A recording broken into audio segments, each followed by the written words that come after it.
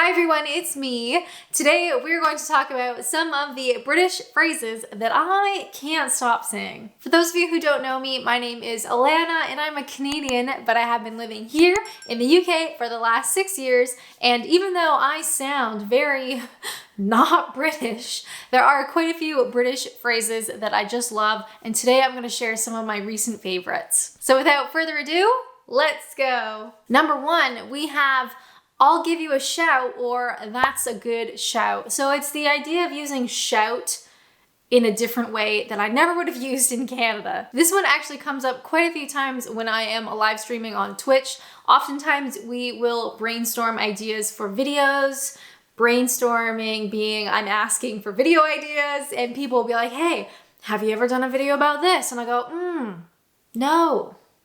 But that's a good shout. Or again, on Twitch, we'll be talking about maybe what game we want to play or what we want to do next. And I go, ooh, that's a good shout. Haven't played that in forever. On the flip side, of course, you can say, I'll give you a shout, as in like, I'll contact you, or I'll call you, or I'll reach out to you when I need to, or when I'm ready, or when that thing I'm finished with is done, I'll give you a shout. Either way, using a shout, a lot of fun. I love it. Number 2 is probably one of my favorites, and everyone around me has asked me to stop saying it, but I won't, and that is risk it for a biscuit. Yes, I'll risk it for a biscuit is so much fun to say.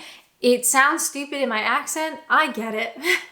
Most British things do sound stupid in my accent, but I can't stop. So of course, risk it for a biscuit, or I'll risk it for a biscuit, means you are taking a chance on some sort of reward, or you're doing something that's a bit risky, but you're hoping that there's gonna be a good benefit at the end. It doesn't really matter because I say it in situations that do not call for it, quite simply because it's fun to say. So any foreigners watching, go ahead and try to include risk it for a biscuit, or I'll risk it for a biscuit somehow in your language, in your conversations with friends and family. Once you say it once, you can't stop. It's like eating biscuits. Now, number 3 feels particularly British, and this one, of course, is fancy a cuppa. Now, of course, we know the UK is predominantly a tea drinking nation. Even if you don't drink tea, the fellow Brits watching, you're thinking, I don't drink tea. I don't think you guys are ever gonna get away from the stereotype, unfortunately. It's just like one of those things that will never go away. But of course, we have to agree, a lot of tea is drank. A lot of tea is drank. That sounds horrible. Every day here in the UK. So fancy a cuppa is just like, it just feels really British. Now, even though my partner and I don't really drink tea, like I'm kind of getting more used to it, but I'm still very much a coffee person. I will still say fancy a cuppa to my partner, but he knows that I mean coffee. I don't actually mean tea. But typically I've only really heard this used when referencing tea. So maybe you're going to a friend's house, or you're at a British person's home, maybe you don't even know them that well, and they may say fancy a cuppa, because it is so integral to British politeness and British manners to offer a cup of tea. Fancy a cuppa? Go on then. Ooh, number 4 is go on then. I actually didn't have that originally in my list, but it obviously needs to be included. So I have started saying go on then, or oh, go on then.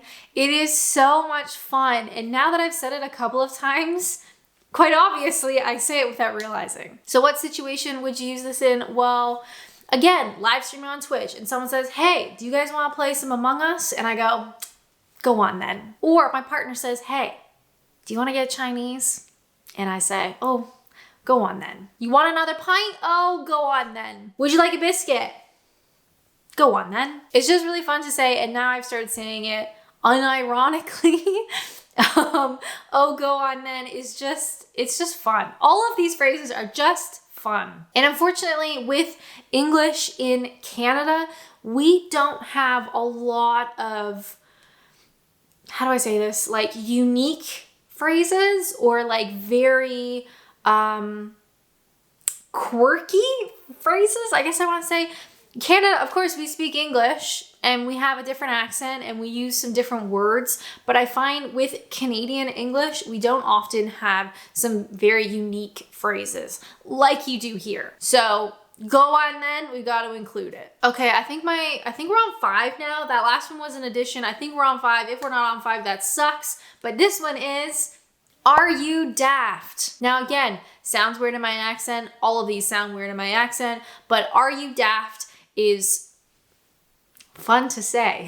Take a shot every time I say fun to say. This one is fun to say. Now, are you daft is a great insult in my humble opinion. Daft is not a word that we say typically in Canada, so it's not really something that I heard much other than like in movies and TV. So it does feel very British and it is very fun. It is very fun to say to people. Would I say this to a stranger? No.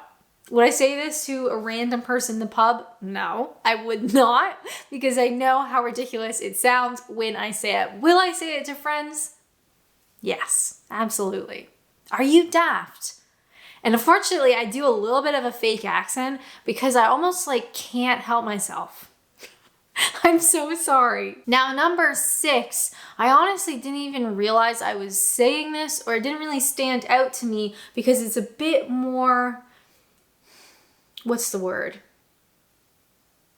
Subtle. But I will say, I'm just popping out to the shops. Do you need anything? And while British people watching might think, okay, what's the big deal? This is actually a 2-for-1, if you can believe it. So I'm just popping out to the shops. Do you need anything? What would you say in North America? Typically, what would I say at least? I'm going to the store. I'm going to the store, do you need anything? So popping out, very British, you're just popping out. It's a lovely phrase. It's very, I don't know, it's cute. I like saying it.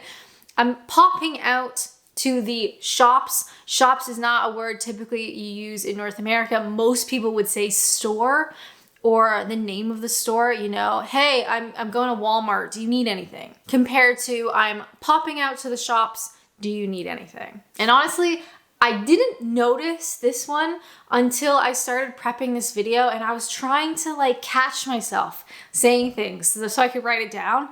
And I caught myself saying, I'm popping out to the shops, do you need anything? And then I just realized like, that is British.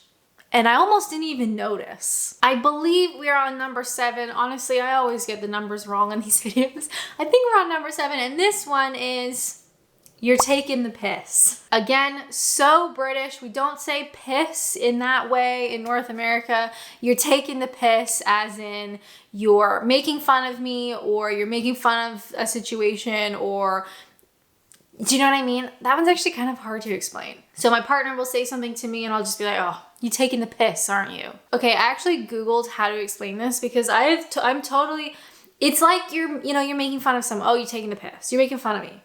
You're doing something, I can't explain it other than that. The internet says it is to mock at the expense of others or to be joking without the element of offense. So one of the examples, £10 for a burger, that's taking the piss. So the burger joint is taking the piss out of people for charging a £10 burger, but you could also say, oh, you know, this one's so actually difficult to explain. I don't know why it's so difficult. But typically when I use it is in either you're making fun of me, you're taking the piss because I've said something, you're like, you're taking the piss. Or you see something that is ridiculous or ridiculous or like outlandish, like the £10 burger, and you're like, did you see that? They're taking the piss. Did you see what they are charging for a loaf of bread? You're taking the piss. They're taking the piss. Everybody's taking the piss. Hope this isn't demonetized.